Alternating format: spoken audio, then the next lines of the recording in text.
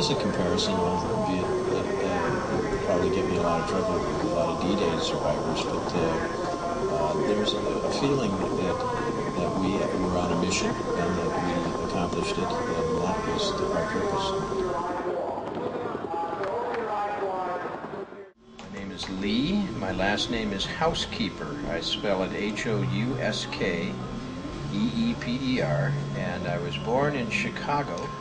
Well, I was an agent in New York for Jim Morrison and the Doors, and Janis Joplin, Big Brother and the Holding Company. And Hector was working with Michael Lang and Artie Kornfeld in booking the artists for Woodstock. And we'd all come up there, a group of us, sit in his office and watch him put Woodstock together. So I was well aware of it for some time. Sly and the Family Stone were a very popular band at the time. They were kept backstage for hours and hours and finally went on, if memory serves me, somewhere 2 or 3 in the morning.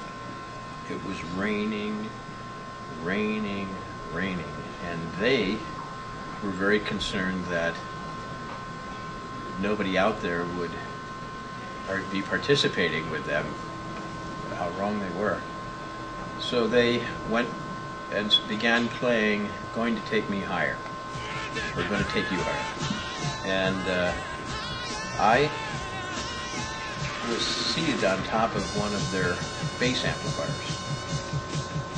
And as I had been on the stage for some time, from the beginning, I guess one of the stage managers thought that I was in some official capacity, because they came up to me and said, "You got to get off the stage. Come here.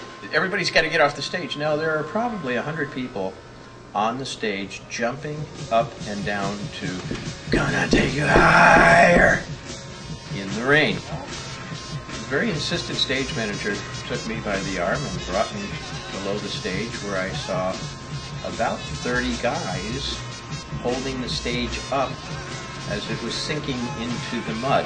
Wow. All these people were jumping and dancing on the stage. So there was many ways that people averted disaster. That was one of them. One of my other memories was that I just happened to have a motel room there with a shower. And there was quite a few ladies who had had enough of the mud. And when they found out that I had a shower, it didn't matter if I wasn't the handsomest guy around. Oh my God. I was very popular. You had that feeling of nobody's here or nobody's listening, and you're looking out at anywhere from 250,000 to 500,000 people, by whosever numbers you wish to trust. But when Country Joe McDonald went onto the stage, and he was frightened almost, and he looked out, he wasn't sure anybody was listening until he said, "Give me an F." And when the roar of the crowd came back, F, he went, "Wow, okay, they're here."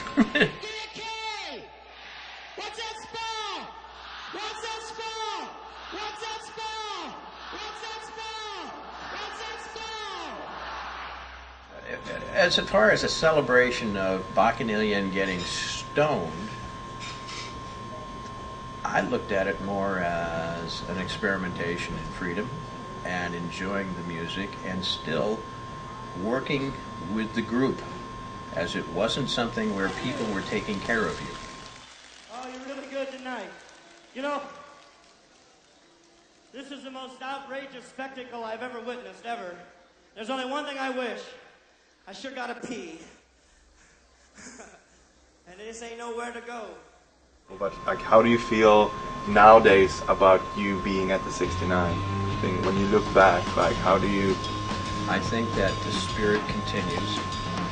The dream lives on. In the words of a friend of mine, Barry Melton, who was the fish in Country Joe and the Fish, we're really ready to pass the torch to your generation. It's burning our fingers. Feeling sweet